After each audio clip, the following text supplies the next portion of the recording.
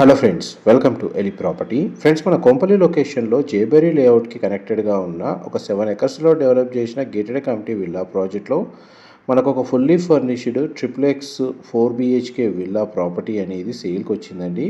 And మీరు ఇప్పుడు వీడియోలో చూస్తున్న ప్రాపర్టీయే మనకు సేల్కి అవైలబుల్ ఉంది.